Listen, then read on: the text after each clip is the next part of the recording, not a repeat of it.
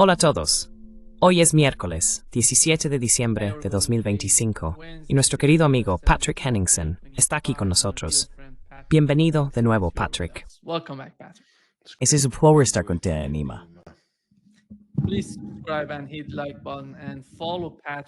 Por favor, suscríbete, dale al botón de me gusta y sigue a Patrick en su Substack en patrickhenningsen.substack.com, así como en 21st Century Wire. También puedes seguirlo en su página web. Patrick, déjame empezar por lo que está ocurriendo en Europa. Quiero centrarme en el conflicto en Ucrania, pero antes de llegar a eso, hay algo extraño que les está pasando a las personas que están en contra de la guerra en Ucrania, especialmente en lo que respecta a las políticas en Oriente Medio. Tuvimos al coronel Jacopo siendo sancionado, o en proceso de ser sancionado, por la OSCE. Supongo que este tipo de sanciones también podrían aplicarse a ti y a otros en Europa que intentan mostrar la realidad en los medios, hablando de ello. ¿Cómo entiendes la situación actual con la UMD? Can you understand the situation with the EU right now? Well, this isn't the first time. Jacques Baud. Bueno, esta no es la primera vez. Jacques Baud es uno de muchos que conozco, algunos personalmente, otros solo por asociación profesional.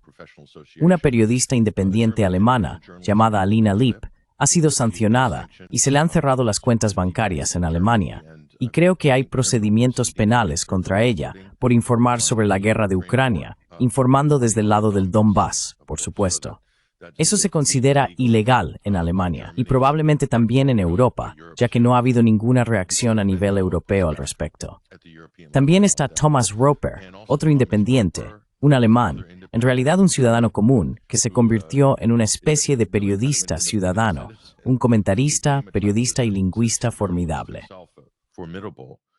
Commentator and journalist and linguist. I mean, he's very talented, but he is also Es muy talentoso, pero también ha caído bajo una especie de sanción y ha sido criminalizado por su propio gobierno en Alemania. Pero Jacques Baud es diferente.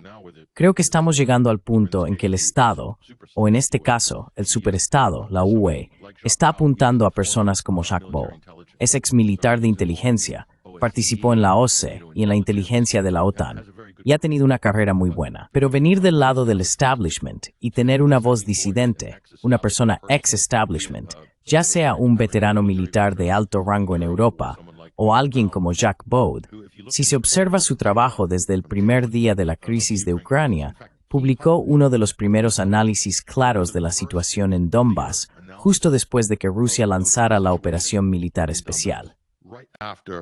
The special military operation was launched by Russia.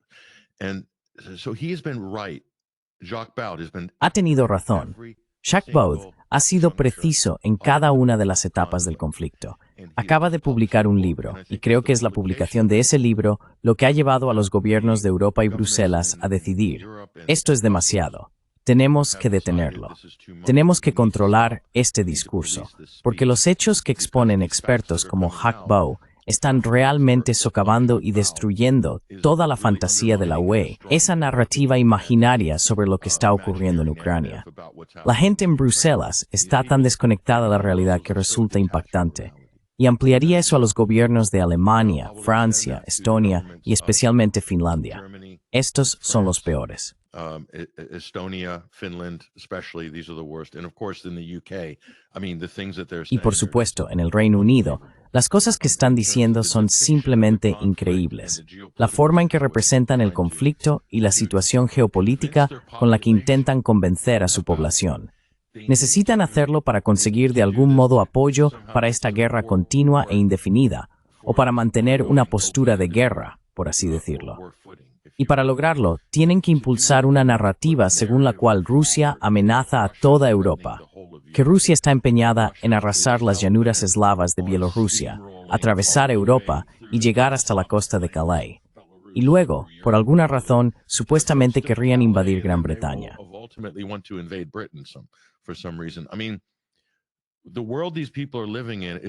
Quiero decir, el mundo en el que viven estas personas es realmente asombroso, impresionante por sus cualidades coloridas e imaginativas. Así que, cuando ves a alguien como Jacques Baud, hay otra pieza clave de información que ha publicado y comentado recientemente. Y esta, quizá, es una de las más devastadoras. Se está formando una resistencia ucraniana en el oeste de Ucrania, compuesta por ucranianos que quieren que este gobierno, este régimen de Zelensky, caiga. Ha habido incidentes que implican a la policía, sabotajes, escaramuzas militares, ataques, lo que sea.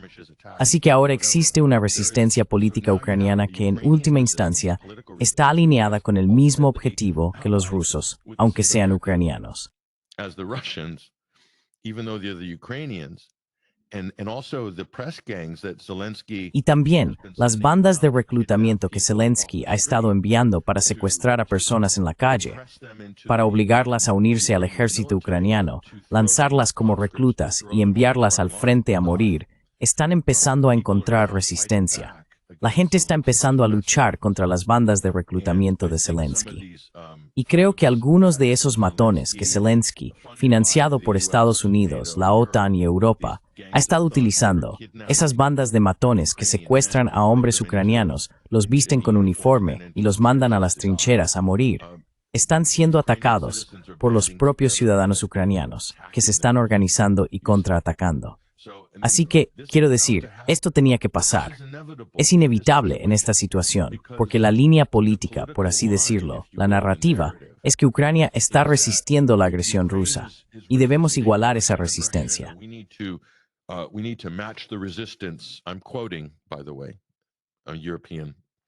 Estoy citando, por cierto, a un periodista europeo, o a un secretario de defensa.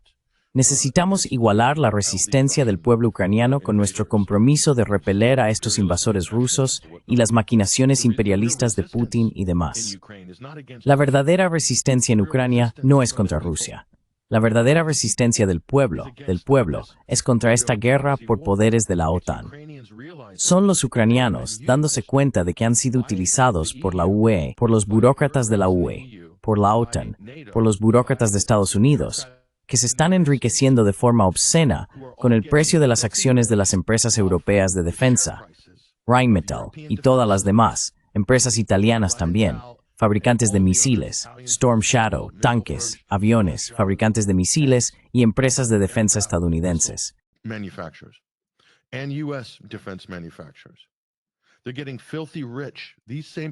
Se están haciendo asquerosamente ricos, estas mismas personas.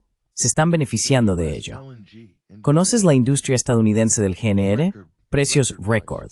Están obteniendo beneficios que no te imaginarías. Han establecido un monopolio, bueno, casi un monopolio. Obviamente hay países árabes como Qatar que también suministran GNL a Europa, pero la mayor parte, el gran cambio, desde el sabotaje del gasoducto Nord Stream, ha sido la dominación estadounidense del gas en Europa. Así que están sacando provecho de ello. Todas estas personas se están beneficiando de esta guerra y tratando de imponer al público la idea de que los ucranianos son valientes, que solo quieren luchar contra los rusos y que debemos apoyarlos y todo ese discurso. Los ucranianos ahora se están dando cuenta de esto. Se están dando cuenta. Y entonces estalla el escándalo de corrupción con Zelensky.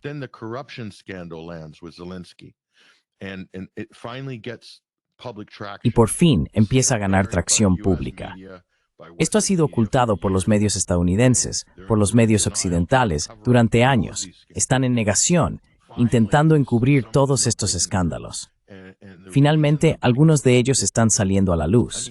Y la razón por la que están saliendo a la luz, quiero decir, la NABU fue en última instancia una agencia anticorrupción, dirigida y controlada por Estados Unidos en Kiev, diseñada para vigilar la corrupción, permitir cierta corrupción y desmantelar otra. Obviamente, quieren proteger la corrupción del tipo Biden-Burisma de ser expuesta. Ese es el propósito de la NABU. Pero ahora que los demócratas han perdido el poder, muchos de los vínculos con el Estado profundo, con las ONG y cosas por el estilo, que se utilizaban para micromanejar una agencia anticorrupción en Kiev como la NABU, se han desintegrado.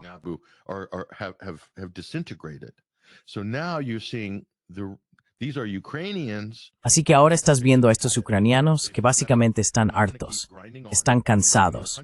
No van a seguir esforzándose y desgastando su país por el ego colectivo de esos burócratas corruptos y aduladores de Bruselas, Alemania, Francia, el Reino Unido, Finlandia, Estonia y Estados Unidos. No lo van a hacer. Y ahora se les pide que se sacrifiquen en el altar de, ya sabes, Mark Rutte y toda esa gente, su proyecto de vanidad colectiva. En última instancia, eso es lo que es el proyecto de Ucrania, una guerra por poderes para beneficio de Occidente. Es un proyecto de vanidad para organizaciones como la OTAN. Y también se está utilizando para promover una agenda geopolítica que resulta totalmente redundante. A geopolitical agenda that's just so redundant.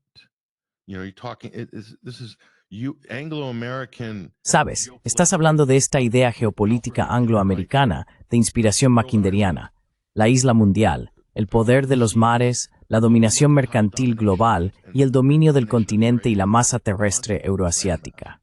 Es una agenda de 200 años de antigüedad. Está completamente desvinculada de las realidades de 2025, que son que China ya no es una colonia rural atrasada, y tampoco lo son todo el Asia-Pacífico, ni Asia Central, ni la India. Este es un mundo diferente, pero Occidente sigue aferrado a esa idea del siglo XIX, que en un principio fue un objetivo geopolítico británico y que después heredaron los estadounidenses tras la Segunda Guerra Mundial para el orden posterior a la guerra.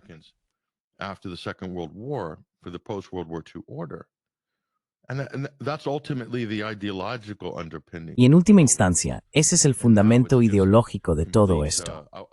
Ahora mismo, lo que lo impulsa es un completo, lo que yo llamaría, narcisismo de seguridad nacional. Es la idea de que Estados Unidos, Gran Bretaña y sus socios menores deben dominar el curso de la historia mundial, y que Ucrania es la colina en la que están dispuestos a morir, al menos Europa lo está. Estados Unidos puede dar un paso atrás, seguir ganando dinero a costa de Europa, desgastar la economía europea y apropiarse de toda la industria manufacturera europea, algo que ya ha hecho. Y los europeos son tan estúpidos que simplemente siguen el juego, todavía ondeando la bandera ucraniana.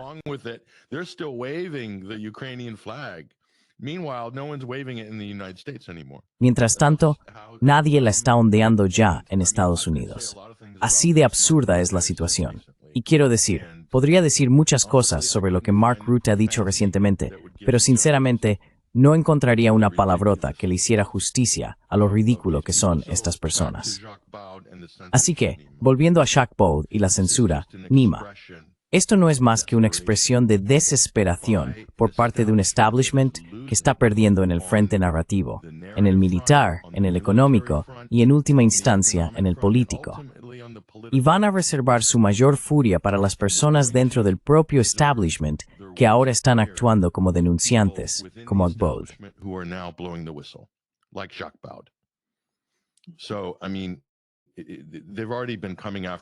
Quiero decir, ya han estado yendo a por los periodistas. Eso no es nada nuevo. Pero esta persona ha tenido razón en todo, y es muy curioso que ahora vayan a por él. Creo que esto les va a salir mal de inmediato, de forma espectacular. Y no han terminado. Pero lo otro, Nima, es esto. Junto con el robo de los activos rusos, de lo que podemos hablar, esto es una maniobra federal de Bruselas para sortear la soberanía de los Estados miembros. Eso es lo que es. Y cosas como esta realmente ponen de manifiesto el problema fundamental del proyecto político que es la Unión Europea.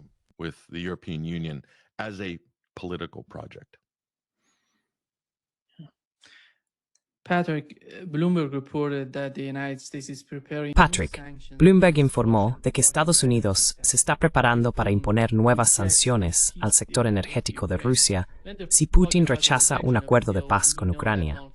Cuando hablan del rechazo del acuerdo, sabemos que Donald Trump está presionando de algún modo para que Ucrania obtenga garantías de seguridad del artículo 5. Es imposible que Rusia acepte eso.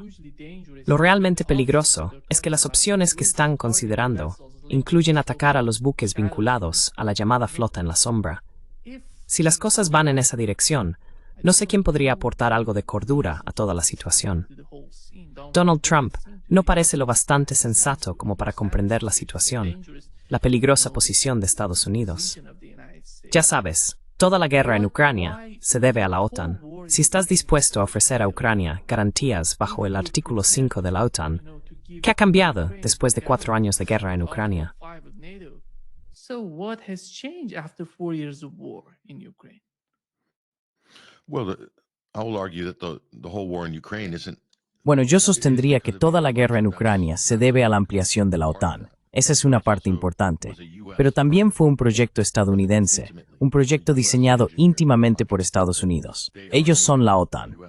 Estados Unidos es la OTAN. Estados Unidos es la OTAN, con el Reino Unido como su segundo al mando, y los demás países son estados vasallos, solo un añadido para crear la confabulación, por así decirlo. Pero el colapso, la vuelta a las sanciones, de nuevo, este es siempre el recurso favorito de Estados Unidos. Simplemente recurriremos a las sanciones, porque en Estados Unidos es políticamente viable decir que se está haciendo algo. Oh, vamos a imponer otra ronda de sanciones.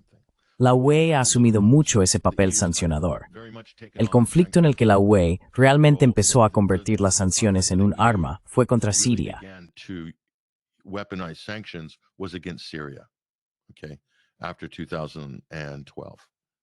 De acuerdo, después de 2012. Fue la pinza conjunta de las sanciones de Estados Unidos y la Unión Europea contra Siria la que finalmente provocó el colapso de la economía siria y la desintegración de la sociedad siria, la sociedad civil, el gobierno y demás, y permitió que una banda terrorista tomara prácticamente el poder, respaldada por Estados Unidos, Israel y los europeos. Así que, desde su punto de vista, es eficaz y funcionará, porque creen que funcionó aquella vez. Quiero decir, les llevó casi 15 años conseguir que funcionara contra Siria, a un coste enorme. Pero en fin, creen que pueden llevar a cabo esta guerra financiera contra los rusos, aunque los rusos han demostrado ser resistentes frente a las sucesivas rondas de sanciones desde 2014, que comenzaron por la llamada anexión de Crimea. Así que es un movimiento un tanto de rendición.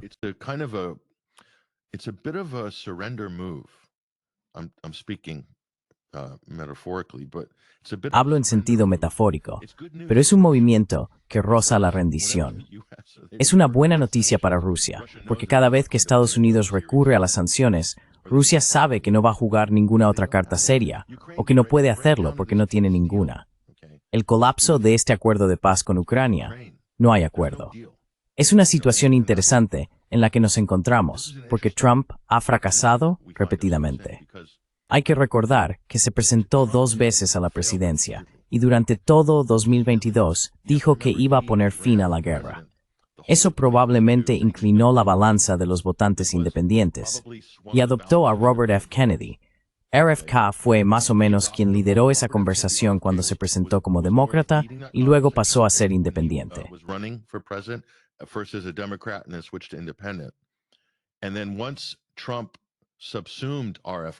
Y luego, una vez que Trump incorporó a RFK al campo MAGA, adoptó, con verdadero entusiasmo, el punto de vista sobre el presidente ucraniano y la guerra en Ucrania, ¿de acuerdo? Pero el fracaso repetido durante los últimos 12 meses para lograr algún progreso real, más allá de, le concedo, un acercamiento positivo con Moscú, que haya diálogo, y eso está bien, y mucha gente se alegra por ello, entre ellos los propios rusos. Bueno, en cuanto a lo que haría falta para poner fin realmente a este conflicto, no creo que haya avanzado nada. No hay progreso. La razón son un par de cosas. Sé que va a sonar a cliché, pero de verdad lo atribuyo a pura incompetencia. Simplemente no tiene el personal adecuado.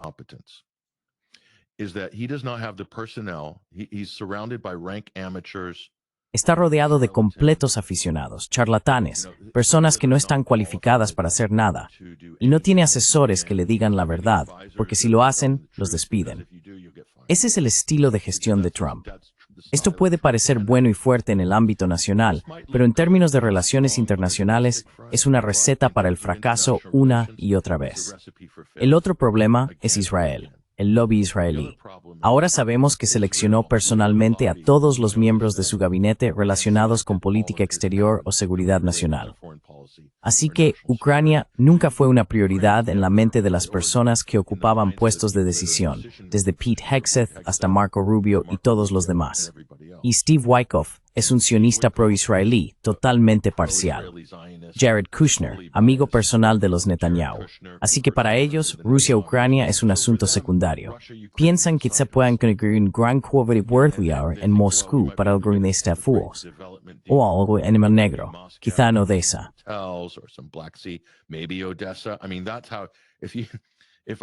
Quiero decir, así es como si yo fuera ruso.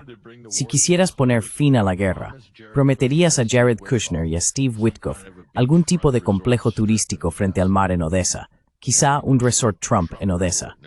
Te garantizo que a Trump se le iluminarían los ojos de inmediato. Una Trump Tower en Odessa, en el Mar Negro. Quiero decir, así de corrupta es esta administración. Es la combinación de incompetencia en las relaciones internacionales, no son capaces de crear un marco para cerrar un acuerdo, y la debilidad de Trump como líder. Trump cede con tanta facilidad. Ha cedido ante Zelensky en el pasado, ha cedido ante los británicos, ante Starmer, ha cedido ante los europeos.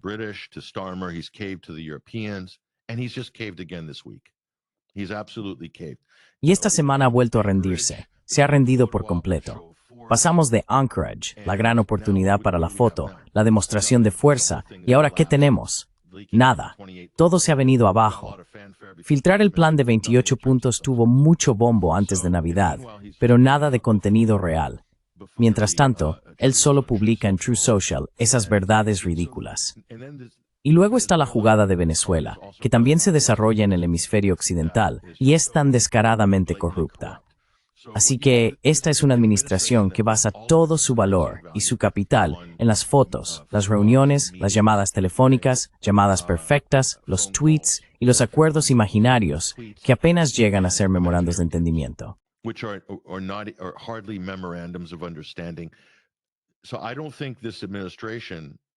Así que no creo que esta administración sea capaz de elaborar ningún tratado, al menos no en el sentido tradicional de lo que ese tipo de acuerdo ha sido en el pasado. Es una posición muy peligrosa. Ahora bien, pueden andarse con rodeos, y creo que lo que ha ocurrido, Nima, es que Rusia lo sabe. Entienden la naturaleza de este animal del pantano, y se han adaptado a ella. Lo han tenido en cuenta en sus negociaciones y saben cómo halagar el ego de Donald Trump y entretener a Steve Witkoff y Jared Kushner con visitas turísticas por el Kremlin y conversaciones de 5 horas que al final no conducen a nada. Porque Steve Witkoff y Jared Kushner no tienen ninguna autoridad ni responsabilidad dentro del gobierno de Estados Unidos.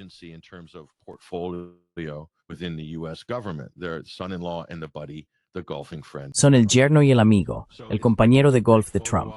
Así que es una gran oportunidad para una foto.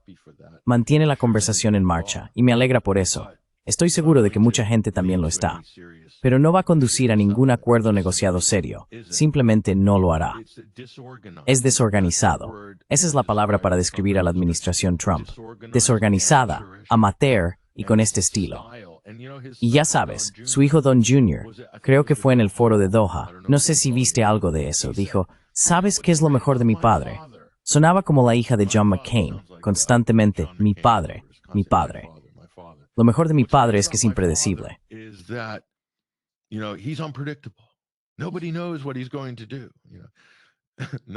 Nadie sabe lo que va a hacer, ni siquiera el propio Trump, lo que lo hace diferente de todos esos otros burócratas.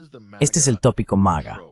La imprevisibilidad, tal como Don Jr. describe a su padre, es un obstáculo total, simplemente fatal, en las relaciones internacionales. Ya sabes, Donald Trump sabe lo que es construir un casino en Atlantic City o un campo de golf en Florida o Dubái. Y hay leyes, hay documentos que deben firmarse. Hay un proceso para eso. Hay acuerdos legales que deben realizarse. Es lo mismo en las relaciones internacionales. Pero Trump no respeta nada de eso. Claramente, esta administración no considera el derecho internacional como algo relevante. Simplemente evita y descarta cualquier tipo de debido proceso a nivel internacional. And discards any due process internationally. You can see that with what's going on in Venezuela, with what Se puede ver con lo que está ocurriendo en Venezuela, con lo que ocurrió en Irán y con lo que está pasando en Gaza. Y no nos hagamos ilusiones. Este es un proceso de fracaso diabólico. En cada uno de los principales puntos de tensión geopolítica ha terminado en una destrucción masiva, muerte y genocidio en el caso de Oriente Medio, y en nuevas guerras iniciadas contra Irán, contra Yemen, contra Somalia, de las que nadie habla, y ahora contra Venezuela, mientras se lanzan amenazas por el camino contra los rusos. Este tipo de estallidos y amenazas intermitentes que provienen de la administración Trump muestran lo desorganizados que están. No saben lo que hacen, no saben cómo pasar del punto A al punto B. Por lo tanto, fracasarán. Si el objetivo es un acuerdo negociado, no tendrán éxito.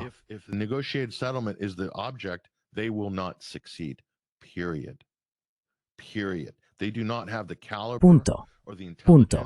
No tienen el calibre ni la inteligencia, ni el personal con la experiencia necesaria para unir, crear, gestionar y en última instancia construir el marco que conduciría a un acuerdo negociado. El tipo de cosa que vimos, y odio alabar a Barack Obama, pero lo que fue el JCPOA fue exactamente eso, a lo largo de un periodo de 2 años. Y por supuesto, eso fue saboteado por los estadounidenses y los europeos, probablemente con la intención de hacerlo desde el principio, para que pareciera que estaban elaborando un acuerdo nuclear y en última instancia, socavarlo. Si se observa el documento de trabajo del Instituto Brookings, Which Path to Persia, sobre las relaciones entre Estados Unidos e Irán, más o menos describían ese escenario hace muchos años, antes incluso de que existiera el JCPOA.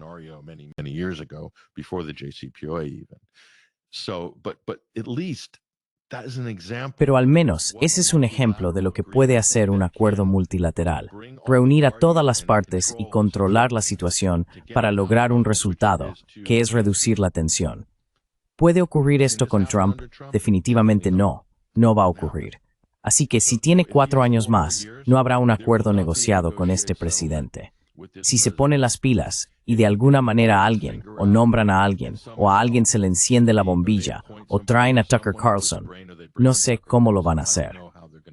Pero tal como están las cosas ahora, habrá fracasos repetidos, porque deja la puerta abierta a que los europeos y los británicos saboteen cualquier cosa que avance de forma constructiva, o que siquiera lo parezca. Además, no cuenta con el apoyo de los halcones republicanos en Washington ni de los demócratas.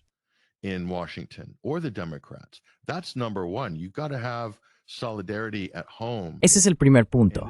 Hay que tener solidaridad en casa. Y esta es otra debilidad de la administración Trump. Él no cree que tenga que hablar con la oposición. En realidad, es una característica típica del fascismo. Si miras hacia atrás en la historia, desprecian a la oposición y no creen que necesiten alcanzar un consenso, ya sea multipartidista o multilateral. Así que Trump está cayendo en ese error histórico fatal, por así decirlo, en el que muchos regímenes fascistas acaban cayendo. Y es realmente devastador que Estados Unidos se comporte de esa manera, porque es la principal potencia hegemónica a nivel mundial. Ojalá pudiera ofrecer una perspectiva más positiva sobre la administración Trump, pero lo están poniendo muy difícil en este momento.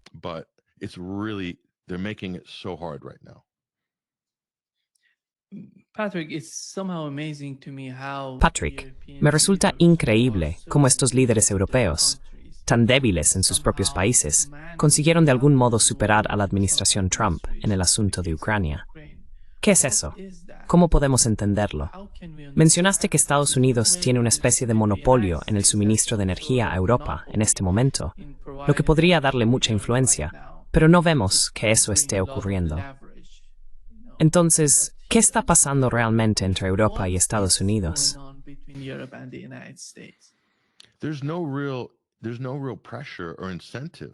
En realidad, no hay ninguna presión ni incentivo, si lo piensas bien, aparte de la buena voluntad, para que Estados Unidos ponga fin a la guerra de Ucrania, que fue iniciada por Estados Unidos. Es una concepción estadounidense. Quiero decir, Estados Unidos ha estado intentando desestabilizar Ucrania desde el final de la Segunda Guerra Mundial. Estados Unidos y el Reino Unido han estado apoyando a todas las facciones nacionalistas radicales, los expanderistas, las antiguas divisiones ucranianas de las Waffen-SS, los ejércitos de retaguardia, todo eso. Llevan haciéndolo durante décadas.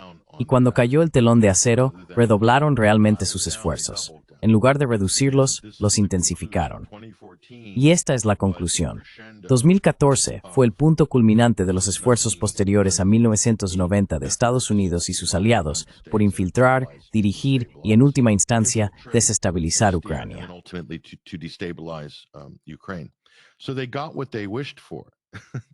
Así que consiguieron lo que deseaban.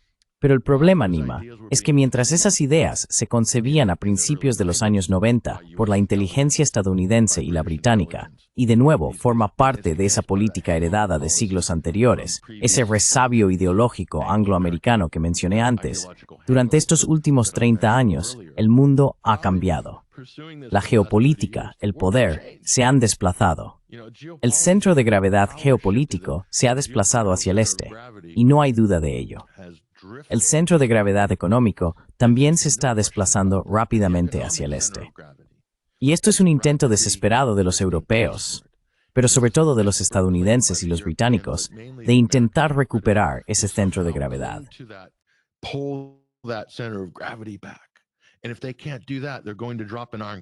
Y si no pueden hacer eso, van a bajar un telón de acero justo a través de Polonia, Finlandia y Rumanía.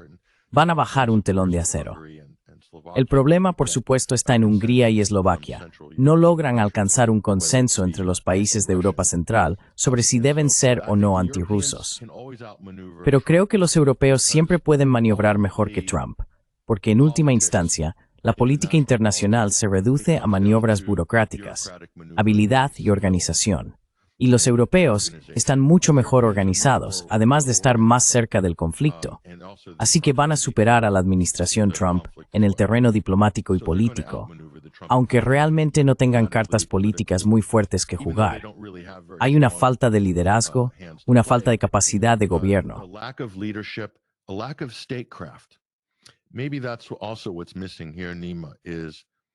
Quizás eso también sea lo que falta aquí, Nima, una falta de habilidad diplomática. Es lo que falta en la administración Trump.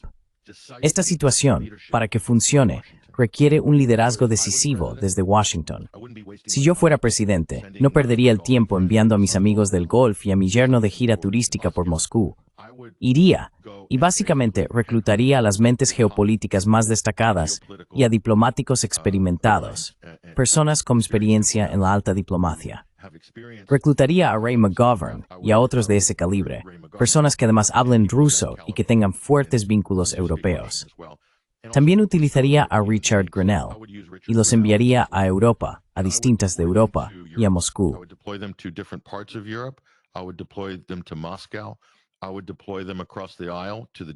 Los desplegaría al otro lado del pasillo, hacia el liderazgo demócrata. Los enviaría a los Reno y conseguiría su apoyo. Obviamente, hay que tener un plan y una visión basados en la realidad, algo que Moscú pueda aceptar. Pero obtendría el respaldo de todos esos sectores. Y una vez hecho eso, y esto es diplomacia estándar, lo que las administraciones estadounidenses anteriores han hecho en estas situaciones, Donald Trump no cree que tenga que hacerlo. O, como dijo su hijo, mi padre no es como esos otros presidentes legendarios de Estados Unidos. Es especial. No sabe lo que hace. Y esa es la magia de Trump. Pero al hacer eso, Nima, entonces vas a Kiev, porque ese es el último tornillo que hay que apretar, y es el más difícil. Vas a Kiev y puedes decir, mira, tenemos a los europeos.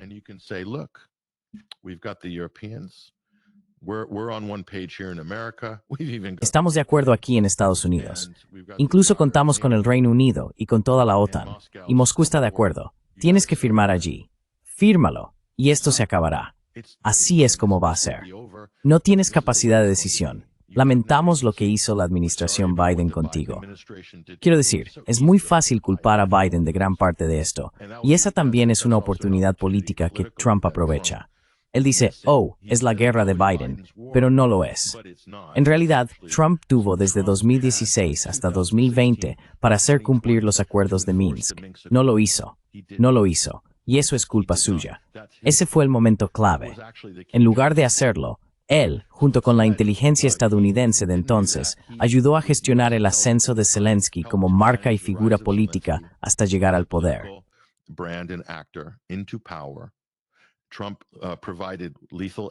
Trump proporcionó ayuda letal y ayudó a armar a Ucrania, según los estándares de la OTAN, preparando en última instancia la guerra que todos sabían que se avecinaba, al menos todos en Occidente, porque para eso se estaban preparando.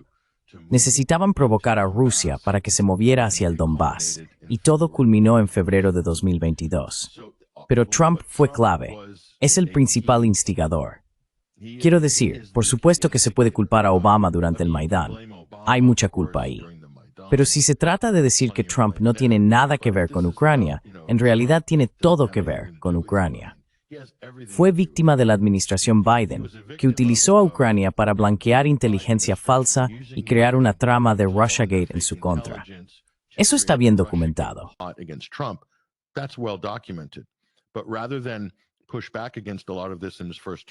Pero en lugar de oponerse a gran parte de esto durante su primer mandato, Trump estaba tan desesperado por ganarse el favor de cualquiera, del Estado profundo, de la prensa, que se volvió muy antirruso como reacción, porque no quería ser acusado de ser un agente ruso. Es bastante evidente. Así que, de nuevo, esa es la debilidad de Trump como individuo. Es políticamente inexperto, muy débil en cuanto a su propia determinación, y carece de la inteligencia necesaria para contextualizar estos asuntos tan complejos de política exterior y geopolítica, porque le interesa muy poco la geopolítica, le interesa muy poco el detalle. Y me temo que esta situación es tan compleja que no se puede como líder permanecer desinteresado. Así que ahora está delegando todo eso, ha externalizado su cerebro, a un grupo de aficionados, estafadores y charlatanes que en última instancia solo se preocupan por una cosa: llenarse los bolsillos mientras sigan en el poder.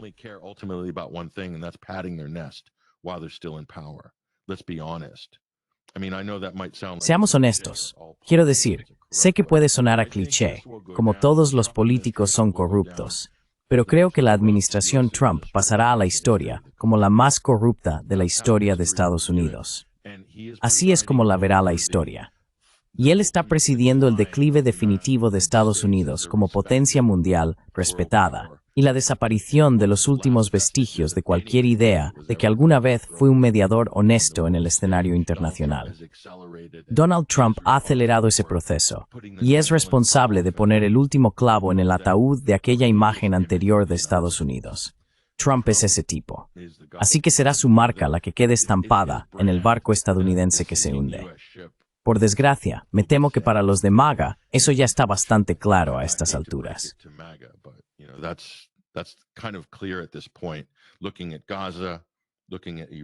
Mirando a Gaza, mirando a Irán, mirando a Venezuela, quiero decir, es increíble lo que esta administración está intentando hacer. Es peor que Irak y las armas de destrucción masiva en muchos aspectos. Al menos la administración Bush, los neoconservadores, tuvieron el respeto de falsificar la inteligencia, de montar un espectáculo en la ONU. Quiero decir, casi resulta entretenido al recordarlo. Pero al menos se tomaron la molestia de falsificar el uranio de Yellow Cake, Níger y los autobuses de la muerte con Colin Powell en la ONU. Es casi como si respetaran al público lo suficiente como para intentar fingirlo. A Trump no le importa. Simplemente le gusta decir, oh, narcoterroristas, esos barcos de pesca están transportando drogas. Muéstranos alguna prueba. No, no tenemos que mostrarte ninguna prueba. Y ya sabes, Maduro está robando el petróleo.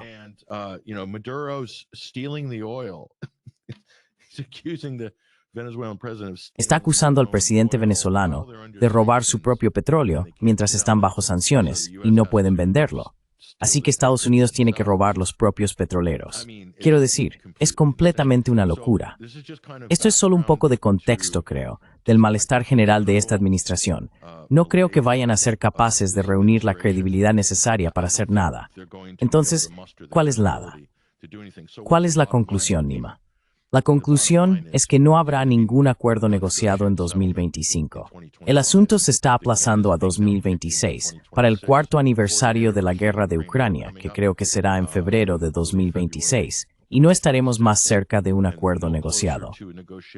Pero Rusia seguirá avanzando. Van a lograr sus objetivos en el campo de batalla, y Ucrania se desintegrará. And Ukraine will disintegrate. The Zelensky regime is in the process of disintegration. El régimen de Zelensky está en proceso de desintegración en este momento, así que no podemos predecir la reacción política en Ucrania. Estados Unidos y el Reino Unido querrán adelantarse a un cambio de régimen, instalando su propio gobierno provisional, o, ya sabes, a Valery Zaluzhny, que es como la dama de honor en espera en Londres, listo para ser enviado a Kiev. Eso puede que ya no funcione. Podría haber funcionado hace 2 años, pero ahora no. No creo que vaya a funcionar. Y si lo hace, no les dará el resultado que buscan, porque los británicos pretenden instalar a Zaluzhny como una especie de dictador militar en un entorno de golpe caótico en Kiev, con Zelensky huyendo a Tel Aviv, Washington o donde sea.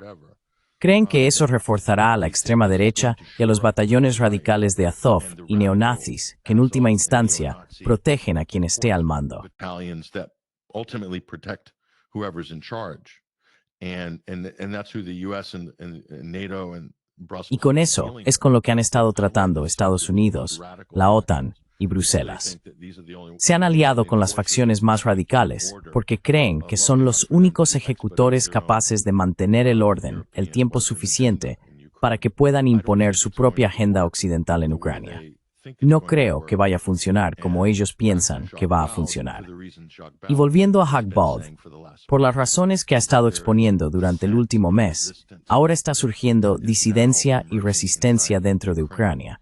Ese es un factor imprevisible que antes no existía y no podrán controlarlo.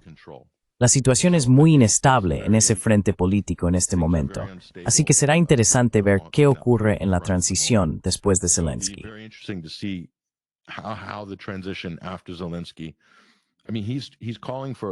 Quiero decir, está convocando elecciones, probablemente lo hayas visto. Pero es un poco una artimaña porque les está poniendo condiciones previas. Dijo, mira, si conseguimos garantías de seguridad o un alto el fuego, entonces celebraremos elecciones, porque no es seguro ir a las urnas. Así que casi está descalificando cualquier acuerdo negociado, porque Rusia no va a cumplir nada de eso. Por tanto, no habrá elecciones. En cierto modo, hace que parezca que quiere ser democrático, pero dentro de sus condiciones previas, ha descartado la posibilidad de que realmente haya elecciones. En fin, un movimiento político muy astuto por parte de Zelensky, un movimiento a corto plazo. Tiene habilidades, tiene talento político, pero no creo que eso le vaya a reportar nada.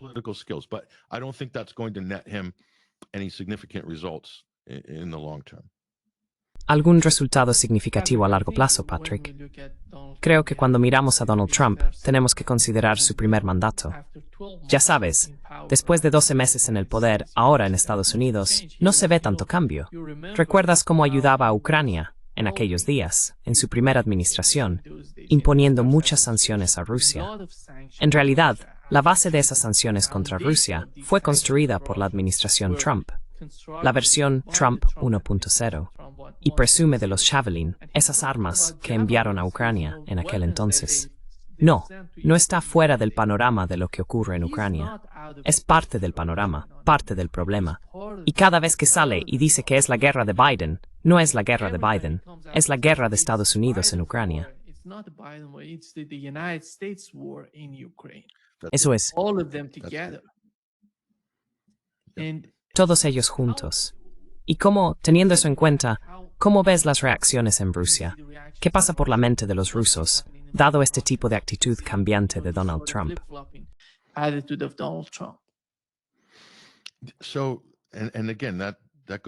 Así que, de nuevo, eso nos lleva al verdadero liderazgo. Ves a un verdadero presidente, a un verdadero estadista, algo que Donald Trump está fingiendo. Trump está interpretando el papel de actor, el estadista de reality show, pero en realidad no está siendo un estadista. Porque si eres un verdadero estadista, como los anteriores presidentes de Estados Unidos, no culpas de la situación a tu rival político. Eso puedes hacerlo a nivel interno, con la economía o las políticas nacionales. Eso forma parte del juego político en Estados Unidos. Pero a nivel internacional, cuando hablas de superpotencias mundiales, no puedes culpar de la guerra a tu rival político. Es un asunto de Estados Unidos. Tienes a la CIA, al ejército estadounidense, a todas esas agencias y operaciones clandestinas que han funcionado sin interrupción durante Obama, Trump, Biden, Trump, ¿de acuerdo? Obama, Trump, Biden, Trump. Okay, so you can't. It's a U.S. issue. A real leader. Así que es un asunto de Estados Unidos.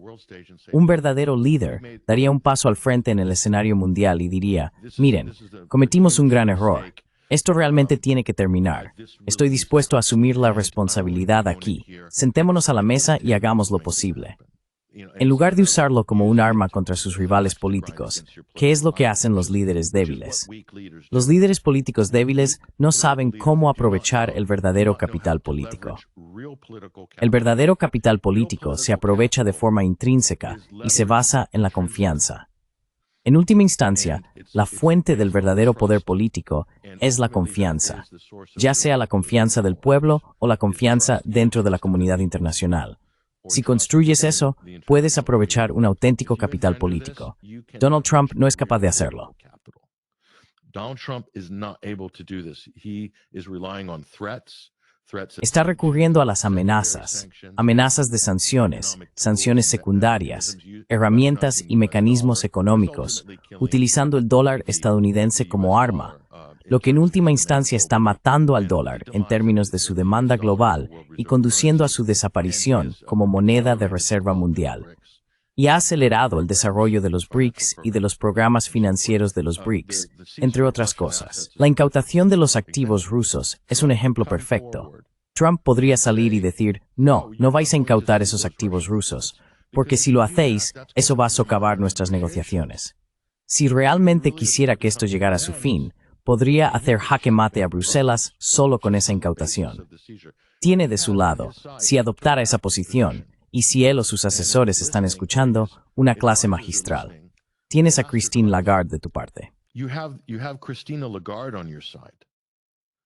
She's the boss of the ECB, the European. Ella es la jefa del BCE, el Banco Central Europeo.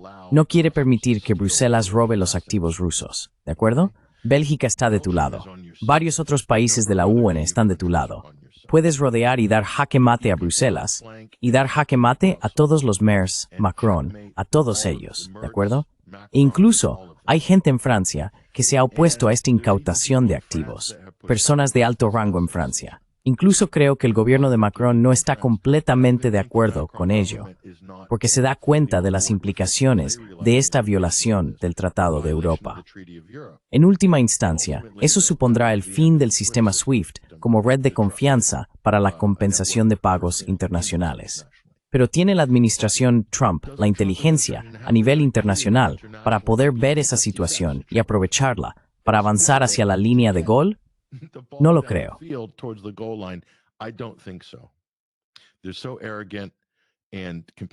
Son tan arrogantes y completamente ignorantes. Tienen signos de dólar en la cabeza respecto a todo. Así que no creo que eso vaya a suceder. Ya sabes, Alexander Lukashenko, el presidente de Bielorrusia, lo dijo perfectamente en una entrevista reciente.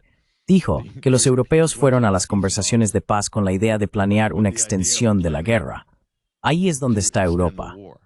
Y creo que cada vez más gente se está dando cuenta de ello. Esta es una gran oportunidad para Trump, para la administración Trump, de superar por completo a todos los europeos en este asunto.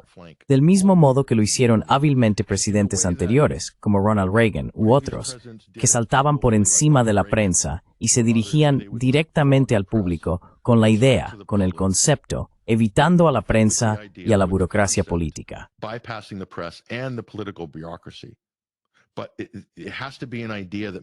Pero tiene que ser una idea que tenga sentido para la gente, y hay que ser capaz de articularla.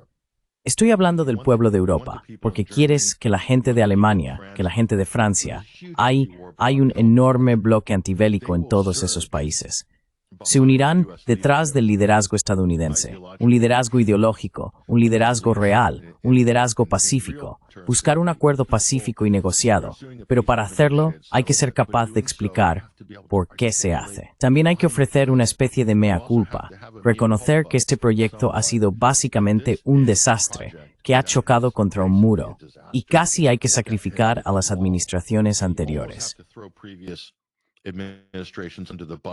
Okay, fine. You can throw Biden and Obama under the bus. Vale, de acuerdo. Puedes echar a Biden y a Obama debajo del autobús. Échate tú mismo debajo del autobús. Podrías decir, tuve malos asesores, tenía a John Bolton y a Victoria Nuland merodeando por el Departamento de Estado. Y ya sabes, hay otras formas de hacerlo. Pero si no puedes salir de esta trampa, estás perdido. Así que creo que, en ese sentido, no veo ningún indicio real de que la administración Trump pueda hacer algo más allá de sesiones de fotos, llamadas telefónicas, tweets y acuerdos imaginarios. Aquí tienes un ejemplo perfecto. Nima, febrero de 2026, será el 4º aniversario del conflicto en Ucrania, esta fase del mismo.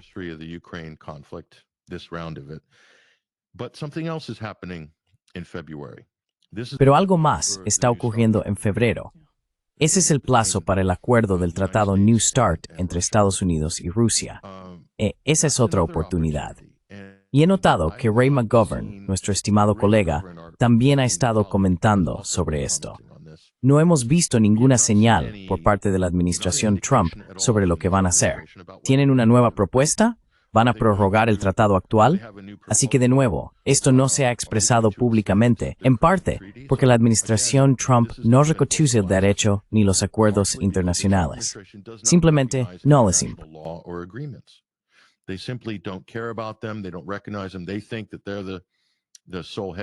No los reconocen, creen que son el único hegemón y que esos son simplemente documentos anticuados y notas al margen para ellos, no una prioridad.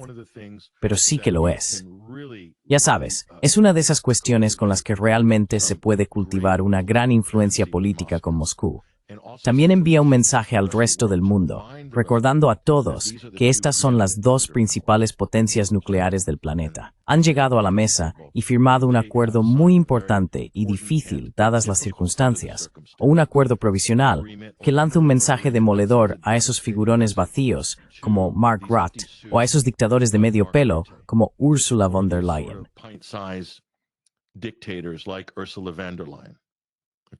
Or Zelensky, for that matter. Vale, o Zelensky en ese caso, o Keir Starmer, o Friedrich Merz, todas estas personas, o Macron, que como sabes, tienen índices de aprobación de entre el 10 y el 20% en sus respectivos países.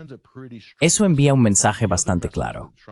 El otro mensaje que la administración Trump podría haber enviado, de nuevo, si hubiera sido yo, lo primero que habría hecho sería normalizar las relaciones entre Rusia y Estados Unidos. Abrir todos los consulados en Washington y San Francisco, devolverles sus propiedades, restablecer la presencia diplomática rusa en Estados Unidos. Eso enviaría un mensaje muy poderoso a Gran Bretaña, a Alemania, a Bruselas. Quiero decir, esas son las cosas reales. Es decir, un país como Rusia, que tiene instituciones muy desarrolladas, instituciones diplomáticas y un arte de la diplomacia consolidado, y que ha tenido a sus principales estadistas en puestos clave durante décadas.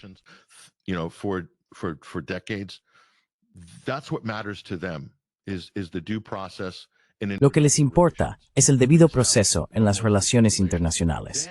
Restablecer la normalización de las relaciones. Luego, incluso si se quisiera crear un marco multinivel equivalente OA para Ucrania, existen obstáculos para hacerlo.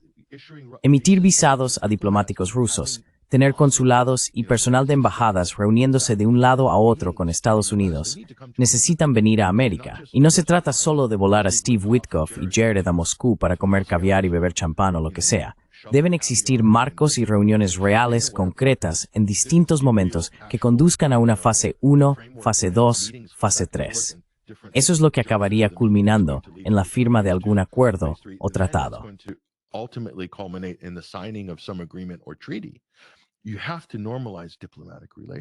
Tienes que normalizar las relaciones diplomáticas para hacer eso.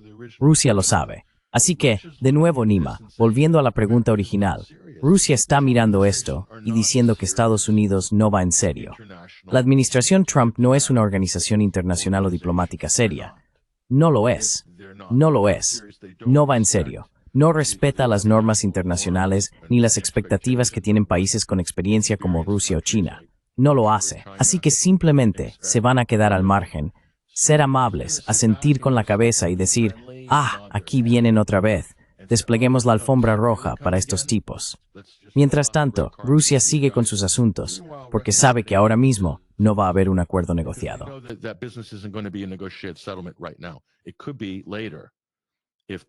Podría ser más tarde si las cosas cambian o mejoran de alguna manera. Pero dado que la administración Trump podría hacer esas dos cosas, establecer una nueva línea sobre el Tratado New START con Rusia, un nuevo acuerdo bilateral y normalizar las relaciones diplomáticas con Rusia, esas serían dos señales verdes enormes que permitirían avanzar en muchos aspectos positivos. Pero no vemos que eso ocurra. Así que esto no hace más que reiterar el hecho de que existe una incompetencia total y un amateurismo absoluto entre las personas de la administración Trump. Y francamente, su falta de comprensión y su ignorancia de la historia y de las relaciones internacionales son realmente sorprendentes. Y este es el resultado. Un statu quo de facto sobre el terreno en lo que respecta a Ucrania y Rusia. Vis-a-vis Ukraine and Russia.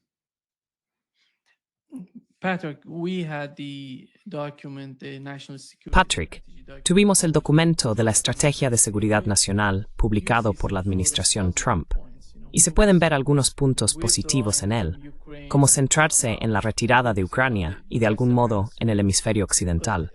Pero recuerdo lo que ocurrió durante el Trump 1.0.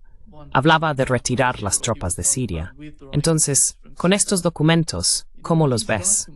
Son una especie de declaración ideológica de esa administración, cosas que en realidad nunca podrían hacer, sin importar lo que pusieran en el documento.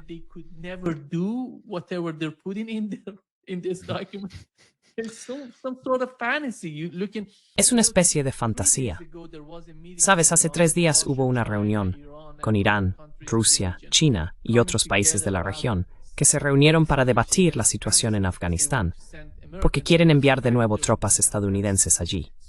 Así que al mirar el documento y lo que dicen que quieren hacer, y lo que realmente está ocurriendo, por ejemplo, en Asia Occidental, no está pasando nada. No hay ningún resultado práctico de lo que están hablando. The National Security Strategy document that you're talking about. El documento de la Estrategia de Seguridad Nacional del que hablas es un trabajo improvisado, un batiburrillo hecho a base de copiar y pegar. Ha reunido muchas ideas interesantes y que suenan bien, pero en medio de todo ese copiar, de Zbigniew Brzezinski y otros, ha insertado ideas completamente contradictorias. Hay políticas asociadas a esas secciones de gran estrategia que socavan por completo la tesis de las declaraciones iniciales. Por ejemplo, intentan decir que el Estado-nación es la unidad organizativa preeminente de la política global y que las naciones deben proteger su soberanía, por un lado. Quiero decir, es un gran tópico. On one hand, I mean, it's a great trope, but then they go and undermine it and say, but they can't have sovereignty with. Pero luego los socavan, diciendo que los países no pueden tener soberanía cuando se trata de mantener relaciones económicas con rivales de Estados Unidos, y mucho menos en el hemisferio occidental, como China, Rusia o Irán, por ejemplo. Así que, soberanía, pero solo soberanía si está aprobada por Estados Unidos. No es coherente, no es un documento serio, no es auténtico, no es serio porque no está respaldado por relaciones internacionales honestas. Claro que no pretenden obtener el apoyo de nadie. Básicamente están diciendo, esta es nuestra visión del mundo actual, y tenéis que uniros y apoyarnos como superpotencia global.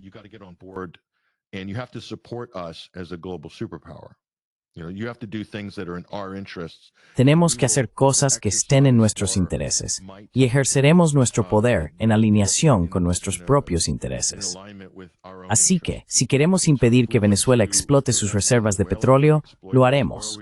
Si luego queremos apoderarnos de su empresa estatal de petróleo para que pueda ser explotada por corporaciones estadounidenses, lo haremos.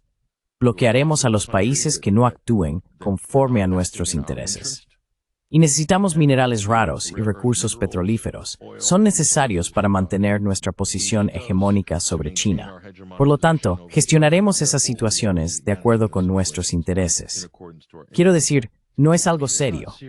Es un documento imperialista serio, pero está envuelto en una especie de falso respeto por la soberanía de las naciones. Respect for nation sovereignties. The bottom line in realist international relations. La conclusión fundamental en las relaciones internacionales realistas es esta, y es la gran tragedia del Estado-nación. No todos los estados son creados iguales. Esa es la base del realismo. Los estados más pequeños tienen que alinearse con otros para formar coaliciones y lograr, de algún modo, que se reconozcan sus intereses. Los países más grandes utilizan sus ventajas para intimidar, coaccionar o amenazar a los estados más débiles. Estados Unidos ha llevado eso a un nuevo nivel, y en muchos aspectos le ha salido el tiro por la culata con la instrumentalización del dólar. Esta es la gran genialidad del sistema que Estados Unidos creó tras el acuerdo de Bretton Woods, la moneda de reserva mundial.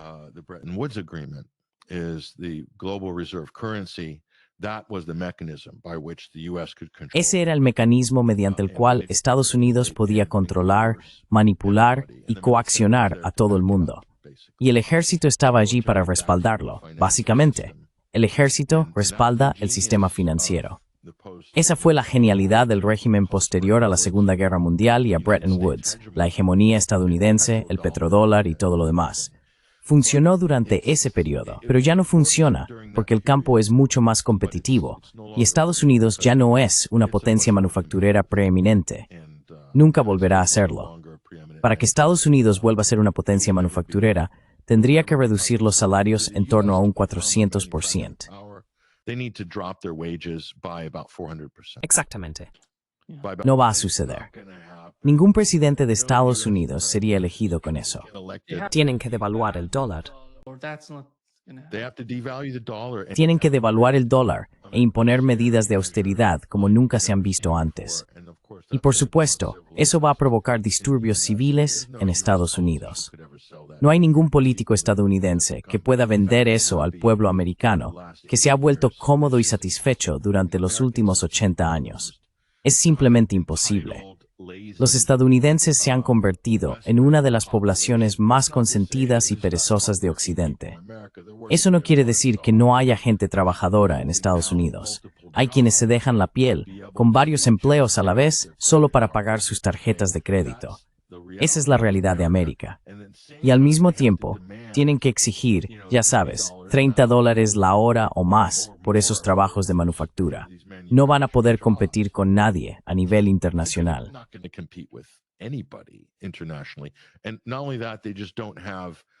Y no solo eso, simplemente no tienen la infraestructura. No cuentan con la infraestructura de cadena de suministro cohesionada que tiene un país como China, lo que han desarrollado durante los últimos 30 años. Junto con la experiencia, se están quedando atrás en todo lo relacionado con la inteligencia artificial.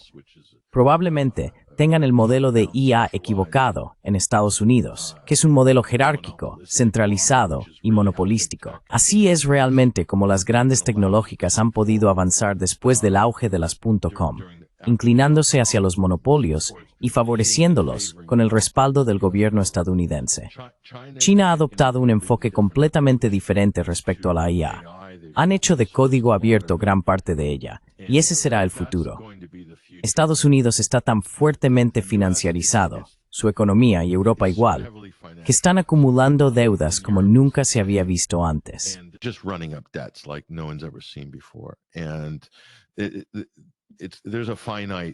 Y este sistema tiene una vida limitada. En términos de confianza, se basa en la confianza, y esa confianza se está erosionando. Es porque están empeñados en mantener un imperio. Y eso nos lleva de nuevo a la pregunta fundamental: ¿por qué? Y en efecto, todo se reduce a un principio ideológico. En última instancia, si se analiza a fondo todo esto, se trata de la creencia angloamericana de que deben marcar el rumbo, deben liderar la cultura a nivel mundial, deben separarse a nivel mundial, deben ser la vanguardia de todo y deben impulsar.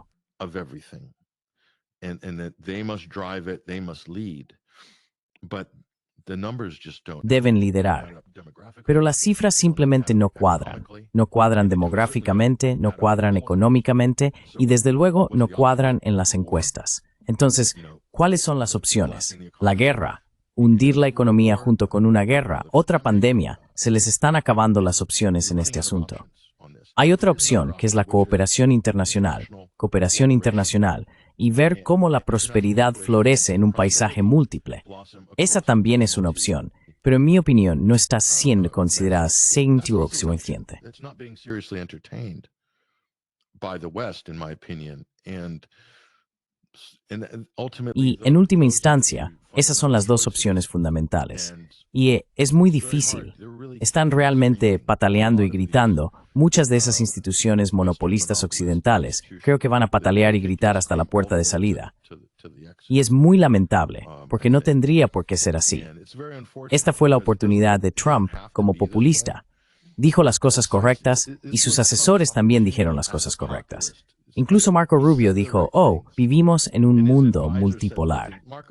¿Recuerdas aquel famoso comentario que hizo justo después de la investidura? No lo decía en serio. En cierto modo, reconocía que era algo real, pero no entendía realmente hasta qué punto llegaba.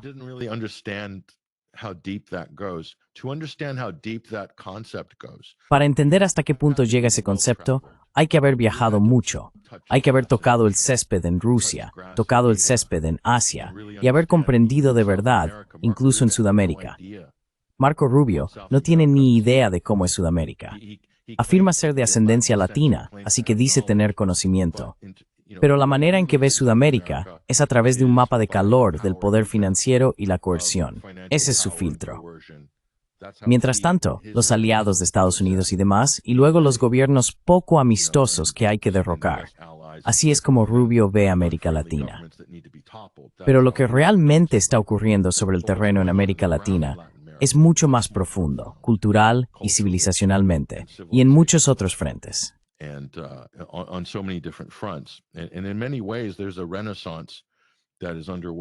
Y en muchos sentidos, hay un renacimiento en marcha en América Latina del que la mayoría de los estadounidenses no tienen ni idea. Es un cambio muy sutil hacia la independencia y la autosuficiencia.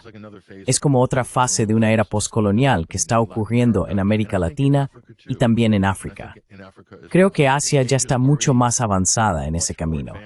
En realidad, está dejando a los europeos y a los estadounidenses atrás, si lo piensas bien.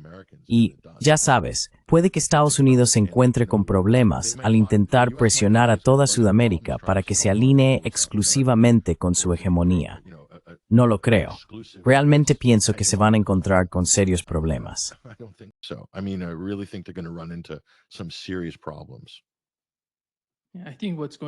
Creo que lo que está ocurriendo en América Latina es de especial importancia, porque si miras a Estados Unidos, ¿quién es realmente su aliado en América Latina? Es Argentina. Es simplemente...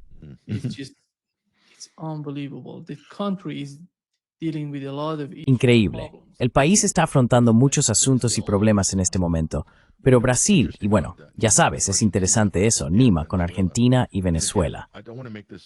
Y de nuevo, no quiero que parezca que toda la política exterior de Estados Unidos está de algún modo dirigida o influida por el lobby israelí.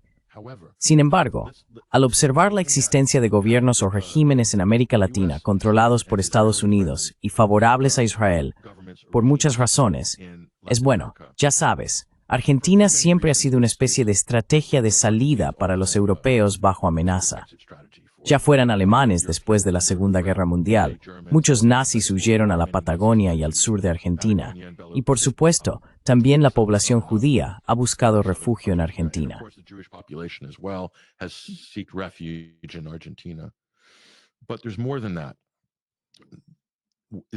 Pero hay más que eso.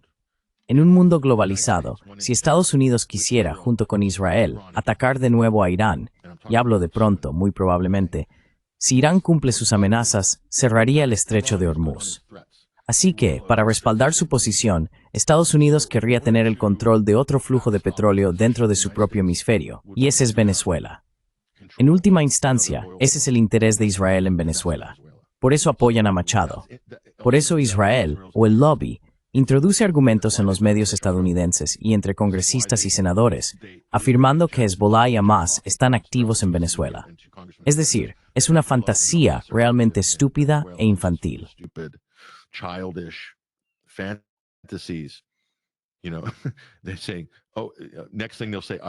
Sabes, dicen, lo próximo que dirán es que el ISIS está activo en Venezuela. Pero es ridículo, aunque tiene sentido. Tiene sentido. Estados Unidos necesita un cambio de régimen en Venezuela para asegurarse como un baluarte frente a lo que Irán podría hacer en reacción al próximo ataque que Estados Unidos y los israelíes están planeando. De eso se trata. Y no solo eso. Hay otros recursos y hay otros, ya sabes, beneficiarios y demás, pero principalmente se trata de los mercados energéticos globales. Israel, por supuesto, está absolutamente interesado en eso. Y por eso la administración Trump, porque lo que quiere Israel, lo quiere la administración Trump. Es lo mismo.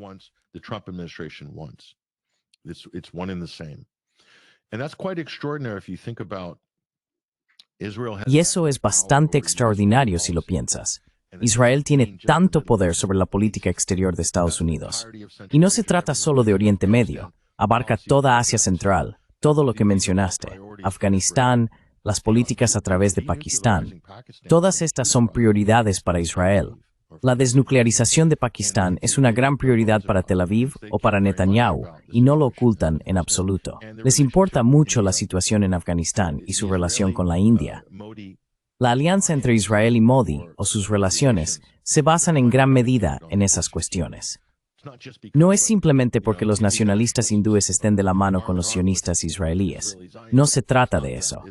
Las preocupaciones de seguridad de Israel van mucho más allá. Es asombroso que un país pequeño de 9 millones de habitantes deba proyectar un perímetro de seguridad a miles de kilómetros en cualquier dirección a su alrededor.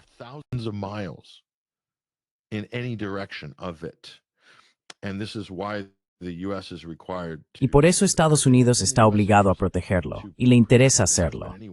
Ha sido así desde la creación del Estado de Israel, para que Israel sirviera como el ejecutor angloamericano en la región y derribara a todos los gobiernos, presidentes y regímenes nacionalistas árabes, desde Gamal Abdel Nasser hasta Bashar al-Assad, pasando por Saddam Hussein, y la lista continúa.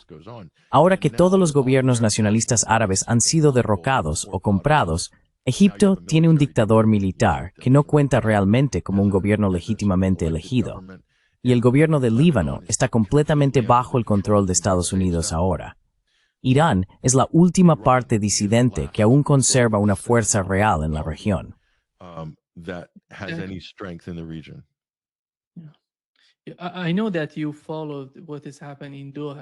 Sé que seguiste lo que pasó en Doha, ya sabes, esa cumbre. Hubo un panel con el ex ministro de Asuntos Exteriores de Irán, el ex vicepresidente de Irán, Javad Zarif, que debatía o conversaba con el representante kuwaití.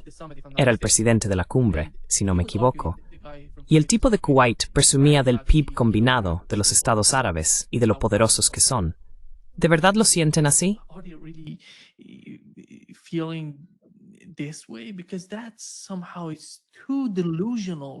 Porque eso es demasiado delirante, hablar del PIB. El PIB es una falsedad, ya sabes, un elemento sin sentido que se toma en cuenta. Al fin y al cabo, hablar del PIB cuando ves cómo Israel atacó Doha, la misma ciudad en la que estás sentado presumiendo de lo poderosos que son los estados árabes, y nadie hizo nada para contrarrestarlo. Y luego os comparáis con otros países como Irán en la región. ¿De verdad saben de qué están hablando? ¿O acaso han caído en ese tipo de retórica y realmente lo sienten así? Porque resulta tan superficial cuando ves la forma en que difunden ese tipo de discursos, esas ideas que ponen sobre la mesa.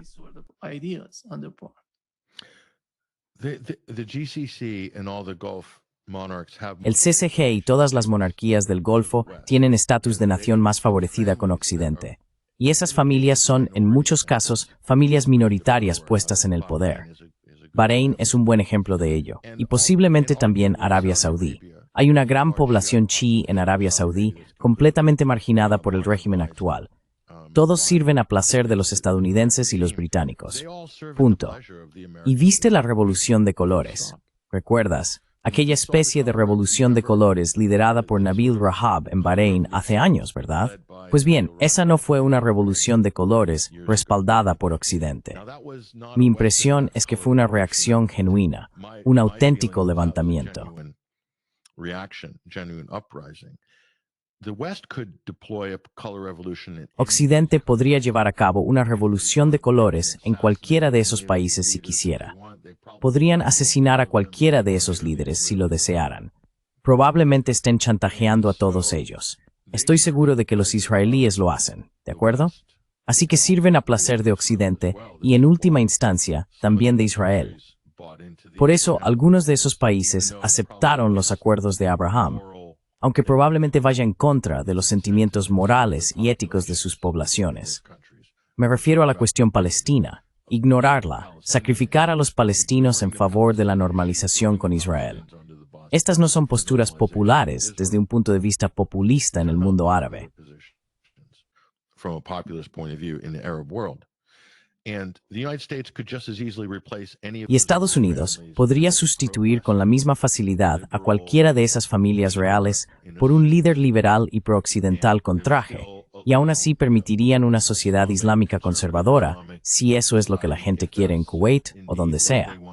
O podrían liberalizarla así de rápido, con un simple gesto, utilizando los medios de comunicación, creando protestas, haciendo que las mujeres se quiten el velo, lo de siempre. Pueden hacerlo. Llevan años intentando hacerlo en Irán. Podrían aplicar eso fácilmente en cualquiera de los estados árabes del Golfo. Pero son una fuente de dinero muy conveniente para Occidente, para los bancos y las finanzas occidentales, y también para la inversión extranjera directa en Occidente. and also for direct foreign investment into the West. So it's Arab money that's being recycled. Así que es dinero árabe reciclado, como ocurría durante la era del petrodólar. Estados Unidos dependía de esos depósitos saudíes y de otros países en los bancos de Nueva York, comprando letras del Tesoro, bonos estadounidenses y demás, lo que equivalía a comprar deuda estadounidense. Eso ayudó a mantener el dólar como moneda de reserva mundial y permitió a Estados Unidos gastar con déficit. Con ese gasto deficitario pudieron construir un enorme ejército, que a su vez reforzaba su poder financiero mediante el poder militar. Es un sistema que funcionó. Incluso los chinos contribuyeron a este sistema durante muchos años comprando deuda estadounidense, principalmente porque beneficiaba a su sector manufacturero, pero también porque permitía a Estados Unidos disponer de muchos bienes de consumo a precios muy bajos. Lots of consumer goods at a very low price. That was through the globalization of the Eso ocurrió durante la globalización de los años 90 y 2000, así que mucha gente participó en ese sistema. Pero ahora ese sistema ya no es tanto el principal reciclador de dólares. Probablemente haya más dólares reciclándose en Europa que en Oriente Medio. El mercado del eurodólar sigue siendo enorme, pero se trata sobre todo de inversión extranjera directa. A eso fue Trump a Oriente Medio, a suplicar a los árabes acuerdos de inversión. Y volvió diciendo, acabo de firmar un acuerdo. No firmó ningún acuerdo, pero dijo, acabo de cerrar un acuerdo por $2 billones en inversión extranjera directa. for $2 trillion direct foreign investment. UAE, and they're putting on a show. Los Emiratos Árabes Unidos están montando un espectáculo con él, blandiendo las espadas. A él le encantó. Y luego vuelve y dice, oh, victoria, victoria. Ya sabes, Trump en un burro, todos lanzándole flores en Washington. Lo he conseguido. He traído $2 billones. He quitado dinero a los árabes. Eso no ha ocurrido, pero hay compromisos para hacer algo. Claro, claro. Y sabes, ¿qué quieren los árabes a cambio? Quieren estabilidad. Los Emiratos Árabes Unidos quieren estabilidad. Pero tiene que ser así. Si haces negocios con Estados Unidos y Occidente, viene con condiciones. Y lo que los Emiratos Árabes Unidos están haciendo en Sudán, por ejemplo, es a instancias de Washington. Así que Estados Unidos ha externalizado su dinero sucio y ha permitido que los Emiratos Árabes Unidos roben oro de Sudán, financien a las RSF y respalden un genocidio que está ocurriendo allí. To back a genocide that's going on in Sudan. So the CIA doesn't have to get their hands as dirty as they Así que la CIA no tiene que ensuciarse las manos tanto como en el pasado.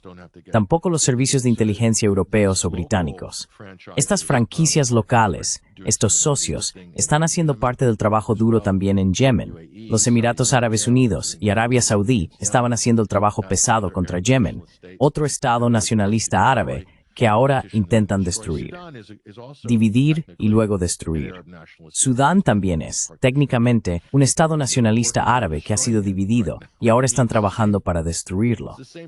Es el mismo programa. Si miras la región, Irak, por ejemplo, si quieres ver el mapa, solo tienes que mirar las banderas, Nima, rojo, blanco, negro. Y observa los objetivos de los ataques e intervenciones militares occidentales e israelíes, las mismas banderas, en su mayoría.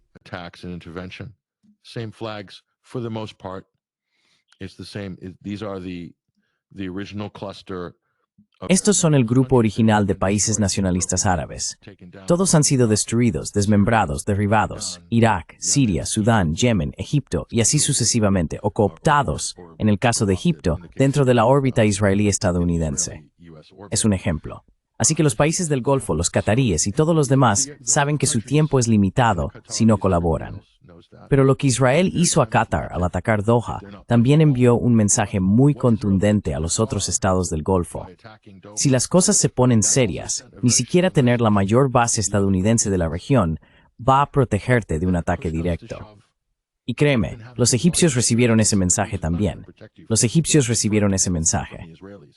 Pero creo que eso cambia las reglas del juego, porque aunque estos países estén ahora del mismo lado, y los árabes estén del mismo lado, esa fue una línea roja que se cruzó.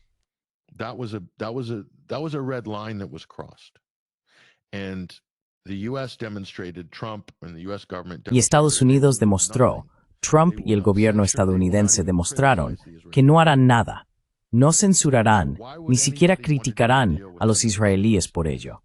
Entonces, ¿por qué alguien querría hacer un acuerdo con Estados Unidos en interés de la paz o normalizar relaciones con Israel si así es como van a tratarte? Si eso es lo que te va a pasar, incluso cuando despliegas la alfombra roja para el CENTCOM estadounidense, el mando de Estados Unidos en Oriente Medio, es increíble. Entonces, ¿quién fue? ¿Fue Irán quien envió el ataque? No, fue Israel. Pero antes de ese momento, Nima, Irán era la amenaza número 1 para esas monarquías árabes. Irán ya no es la amenaza número 1, pero si ayudan y apoyan a Estados Unidos e Israel en atacar a Irán, Irán ha dejado muy claro que considerará la fuente de esos ataques o a cualquiera que los haya facilitado como parte de la agresión.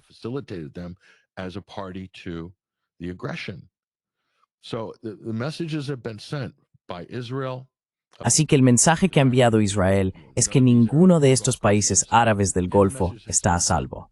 Y el mensaje que ha enviado Irán es que se les hará responsables. Y luego, Estados Unidos ha enviado su propio mensaje, que es que no restringirá a Israel bajo ninguna circunstancia. Pueden hacer lo que quieran. Eso es de facto el Gran Israel. El proyecto del Gran Israel no consiste en poblar todos estos países con israelíes judíos. Se trata de crear una constelación de estados clientes que en última instancia actúen según los deseos de Israel, con el respaldo implícito de Estados Unidos, por supuesto. Ese es el Gran Israel, expandiendo lentamente su núcleo hacia el Líbano, Siria, el desierto del Sinaí, Jordania y partes de Arabia Saudí e Irak.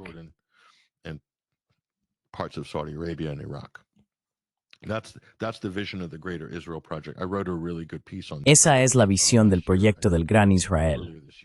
Escribí un artículo muy bueno sobre esto el año pasado, creo, o quizá a principios de este año, analizando su historia. Es realmente impactante ver cómo se ha materializado en los últimos 6 o 12 meses, especialmente con la caída del gobierno de Assad en Damasco. Lo rápido que esa visión, concebida en los años 80 en Israel, sobre todo por Oded Yinon del ámbito estratégico de defensa israelí, ha echado raíces. Así que sí, se trata de comprender esa relación. Y todo se sostiene en un hecho sencillo. Israel ha demostrado que puede hacer lo que quiera. Puede desatar el mayor horror, incluso un genocidio en toda regla, en televisión en directo, y nadie los detendrá.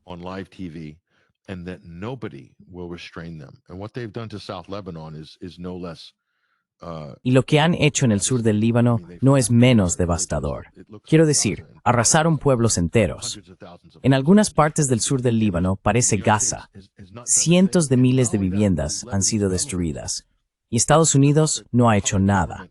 Es más, el gobierno libanés, el gobierno títere de Beirut, el presidente y el primer ministro al servicio de Estados Unidos no han hecho nada y aún permiten que emisarios israelíes, disfrazados de enviados del Departamento de Estado, vayan a Beirut y básicamente ladren órdenes a los libaneses diciendo, tenéis que desarmar a Hezbollah, y si no lo hacéis, seguiremos atacándoos, seguiremos matando libaneses.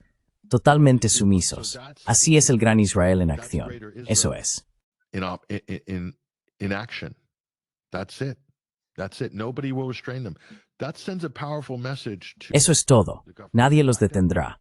Eso envía un mensaje contundente a los gobiernos de Bagdad, al rey de Jordania, a todos los estados árabes del Golfo, al Sisi y por supuesto a Gelani, que probablemente actúa en nombre de Israel y Washington, así como a Erdogan. Israel puede atacar a cualquiera en la región y nadie hará nada. No serán censurados, castigados ni contenidos. Simplemente no lo serán. Así que cada líder de la región debe detenerse y reflexionar. El eje de la resistencia, sea lo que sea que uno piense que es, todos esos países y sus dirigentes deben sopesar cuántas vidas civiles están dispuestos a sacrificar para intentar contener o responsabilizar a Israel por sus crímenes contra la humanidad.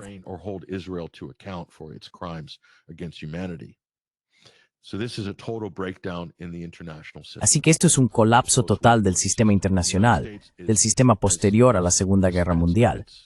Y Estados Unidos ha renunciado a sus responsabilidades y deberes como pacificador, como equilibrador en el sistema de distribución del poder internacional. Rusia tampoco está en condiciones de ejercer mucha influencia en esa región. China, desde luego, tampoco lo está. En realidad, todo recae en Estados Unidos. Los europeos están completamente, ya sabes, postrados, como una fila de tumbonas baratas en un complejo turístico español. Los europeos son patéticos cuando se trata de exigir responsabilidades a Israel. Así que esto es lo que tenemos, anarquía en el sistema internacional. Es un estado de naturaleza hobbesiano, y esa es la base del proyecto del Gran Israel.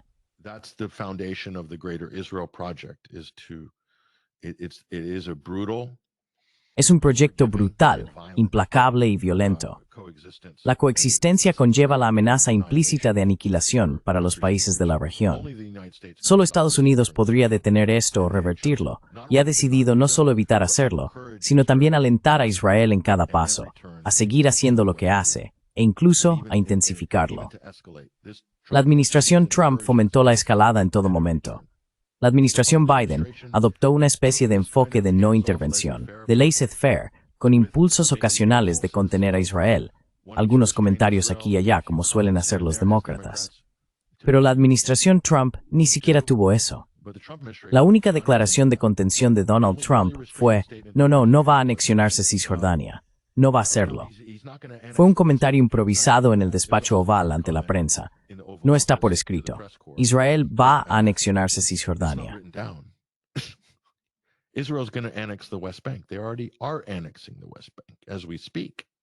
Ya están anexionando Cisjordania mientras hablamos. Pero eso es todo lo que se puede esperar en cuanto a resistencia por parte del gobierno de Estados Unidos. Hasta que no haya un cambio importante y fundamental en la moral y en la forma de pensar en Estados Unidos.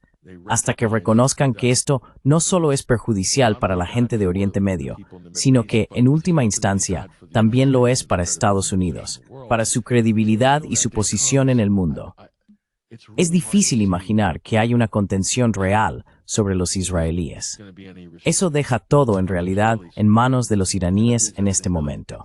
Es el único país que ha respondido de forma creíble contra Israel hasta ahora, hasta el punto de que Israel se vio tan desesperado que necesitó que Estados Unidos acudiera en su ayuda. Es el único país del mundo que ha hecho eso. Y históricamente es una distinción bastante asombrosa si lo piensas.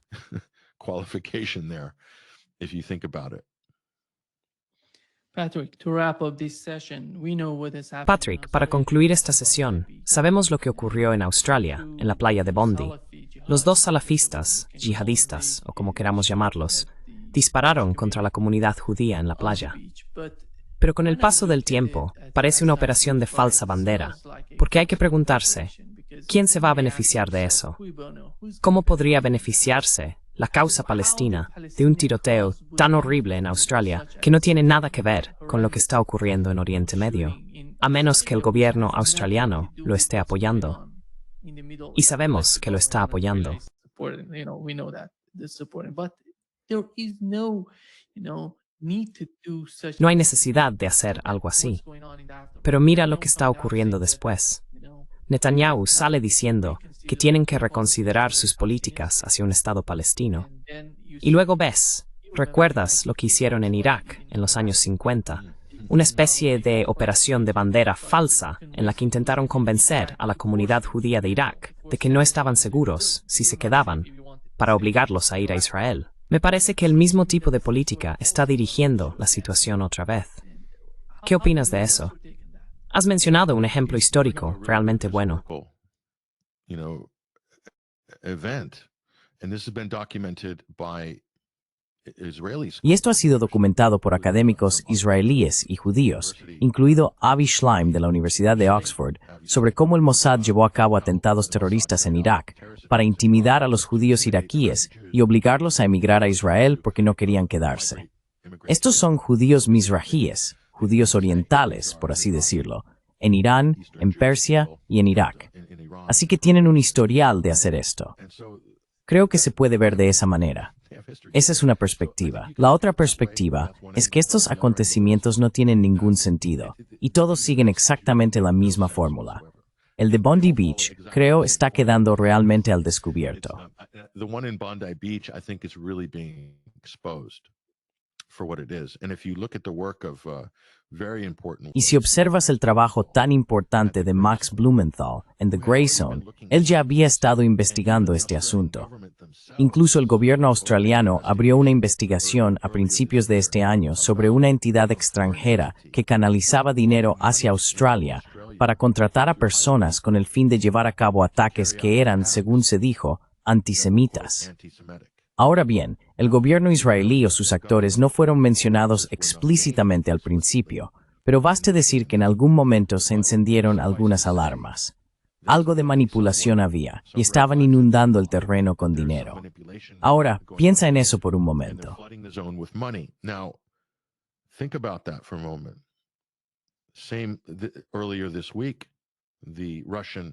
A principios de esta semana, el FSB ruso también publicó más informes e información sobre actores extranjeros que canalizan dinero hacia Rusia y reclutan personas en Telegram para llevar a cabo, según sus palabras, ataques terroristas. Muy parecido a lo que vimos en el Crocus City Hall de Moscú en la primavera de 2024. Yo estaba en Moscú cuando eso ocurrió, así que lo recuerdo muy bien. Y es un poco el patrón que estamos viendo aquí. Creo que es muy probable que esto sea lo que ocurrió en Australia, porque de otro modo no tiene mucho sentido. ¿Quién se beneficia de ello? Todo lo que hace es reforzar la posición israelí. Y se trata de un gobierno israelí en un país que atraviesa su punto más bajo en términos de aprobación pública.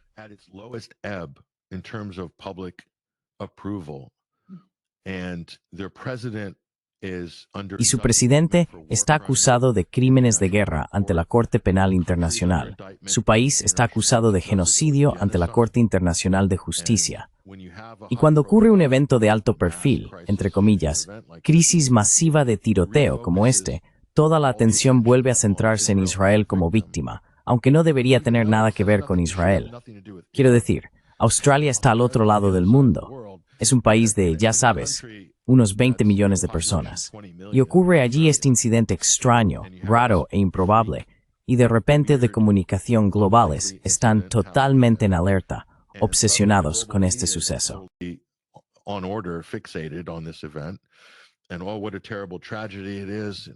Y, qué terrible tragedia es.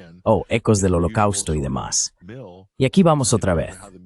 Es el tipo habitual de suceso mediático en cuanto a cómo los medios están procesando la historia y los argumentos que están surgiendo. Y está desviando toda la atención de un auténtico y continuo holocausto horrendo en Gaza. Sufrimiento humano, mutilación, violencia a una escala nunca vista en la era moderna por una población global.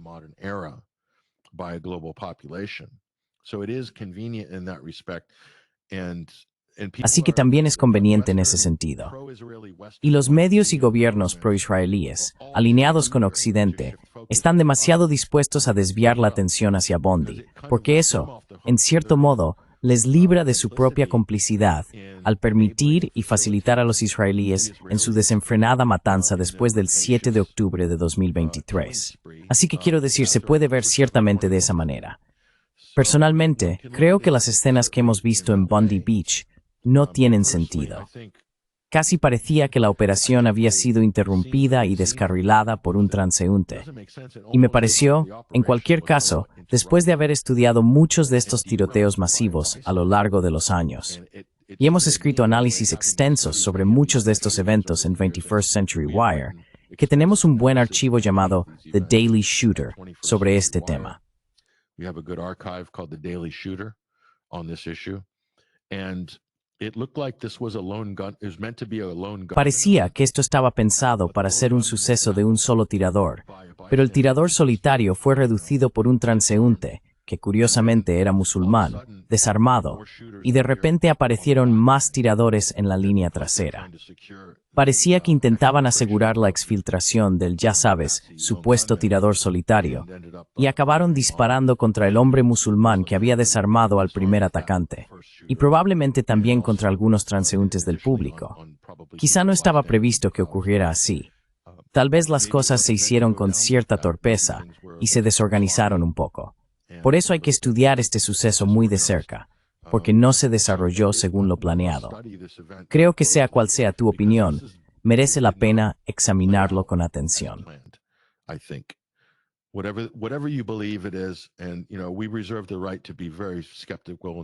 Y ya sabes, nos reservamos el derecho a ser muy escépticos y desconfiados respecto a estos eventos tan politizados y de alto perfil que suelen tener consecuencias políticas asociadas, ya sea en términos de censura en línea, legislación sobre terrorismo, seguridad nacional o en el caso de Estados Unidos. Y te dejaré con esto, Nima, solo para mostrarte hasta qué punto llega esta manipulación. Cuando el ISIS apareció en escena en el verano de 2014, todos recordamos que en ese momento los israelíes estaban destruyendo Gaza. Creo que fue la Operación Margen Protector en junio y julio de 2014. Y de repente, como por arte de magia, aparece el ISIS en primera plana en las pantallas de televisión y emprendieron su especie de matanza en Mosul para acabar ocupando Raqqa, en Siria.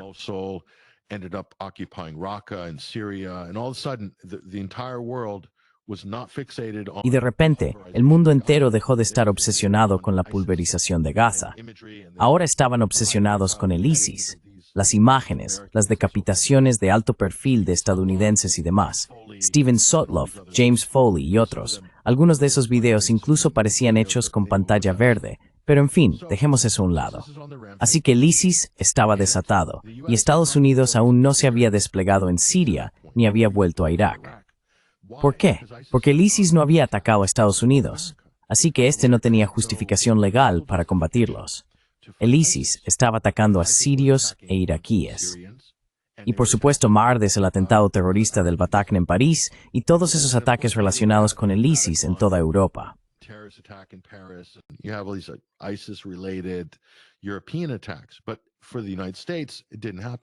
Pero en el caso de Estados Unidos, no ocurrió. Sin embargo, algo afortunado sucedió para América en diciembre de 2015, el tiroteo de San Bernardino. San Bernardino es una zona suburbana del interior del condado de Los Ángeles, fácilmente pasada por alto. Y de repente se produjo este improbable tiroteo, que resultó ser, según se dijo, inspirado por el ISIS en San Bernardino, debido a unas publicaciones en Facebook que se encontraron y que se creía que habían radicalizado a este hombre pakistaní y a su esposa. Fue algo realmente extraño.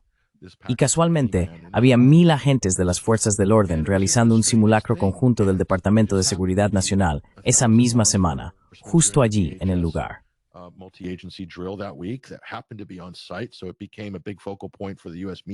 Así que se convirtió en un gran punto focal para los medios estadounidenses durante una semana, y CNN y todos los demás lo explotaron al máximo. A raíz de eso, sirvió como pretexto para una autorización del uso de la fuerza militar contra el ISIS. Se consideró un ataque del ISIS en territorio estadounidense, lo que proporcionó, en última instancia, la luz verde legal. Ese fue el núcleo del despliegue estadounidense de nuevo en Oriente Medio contra el ISIS, incluida la ocupación estadounidense del noreste de Siria entre 2016 y 2017, o al menos las incursiones aéreas y el refuerzo de los recursos estadounidenses en Irak, todo basado en eso. De nuevo, ¿cómo está reaccionando el gobierno australiano ante esto? Así que lo que digo, Nima, es que estos acontecimientos siempre tienen consecuencias políticas.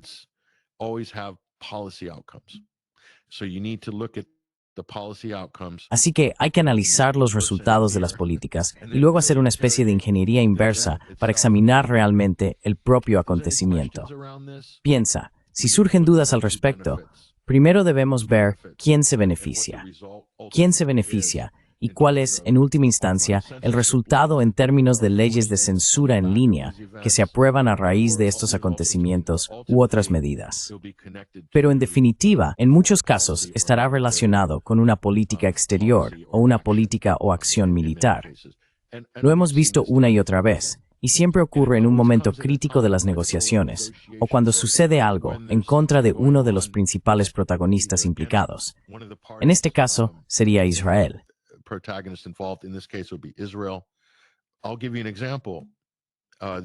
Te pondré un ejemplo. El gobierno australiano reconoce al Estado palestino, y Netanyahu sale y lanza una amenaza contra los australianos, diciendo que van a pagar el precio por ello.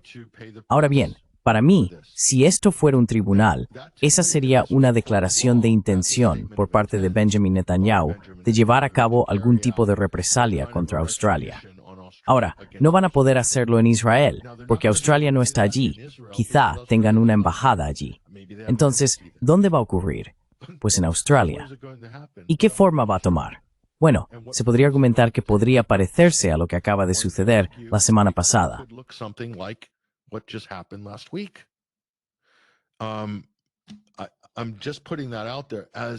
Solo lo planteo como una posibilidad a considerar y me baso únicamente en las palabras del líder israelí y de nadie más.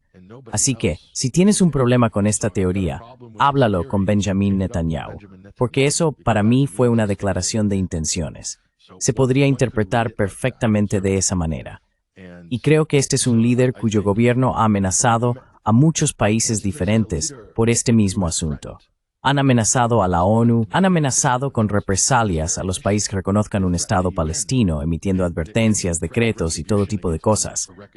Así que es como si actuaran como un Estado rebelde dentro del sistema internacional, casi como un gángster internacional.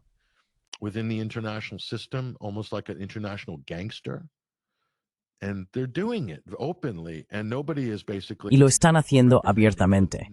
Ninguna de las principales potencias europeas, ni Estados Unidos, están reprendiendo a Israel por ese comportamiento, algo que suelen hacer con regularidad. Sin embargo, vemos sucesos como este que no tienen ningún sentido en Australia, como el reciente incidente de Bondi Beach. No tiene ningún sentido. Y luego se relaciona eso con informes sobre dinero que entra en el país para llevar a cabo los llamados ataques antisemitas o terroristas. También vemos que eso ocurre en relación con Ucrania y Rusia, operaciones del Estado profundo, encubiertas, clandestinas. Y entonces miramos la historia de la Operación Gladio en Europa, que trataba precisamente de eso.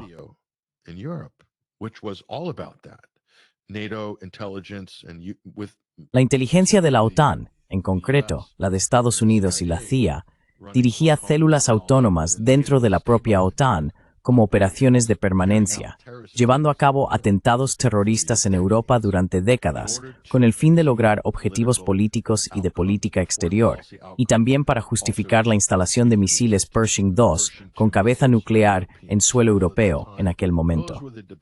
Esos eran los debates que se mantenían entonces, o para derrocar gobiernos de izquierdas en Italia o en Grecia, por ejemplo. Ese era el campo de batalla de la época. Los atentados terroristas se utilizaban para influir y manipular la opinión pública. Y estoy hablando de hechos históricos, no de teorías ni de teorías conspirativas. Estas cosas han ocurrido a lo largo de la historia. ¿Crees que abandonaron todas esas tácticas en los años 70 y 80? Yo no lo creo. Pienso que esas herramientas siempre han estado sobre la mesa y siempre han formado parte del proceso de fabricar el consentimiento, especialmente en Occidente, especialmente en Occidente, especialmente. Especially in the West. Especially. Sí, muchísimas gracias, Patrick, por acompañarnos hoy. Un gran placer, como siempre. As always. Great pleasure. Un gran placer. Feliz Navidad también. Espero que tengas unas buenas fiestas. Nima Al-Khorshid. You too.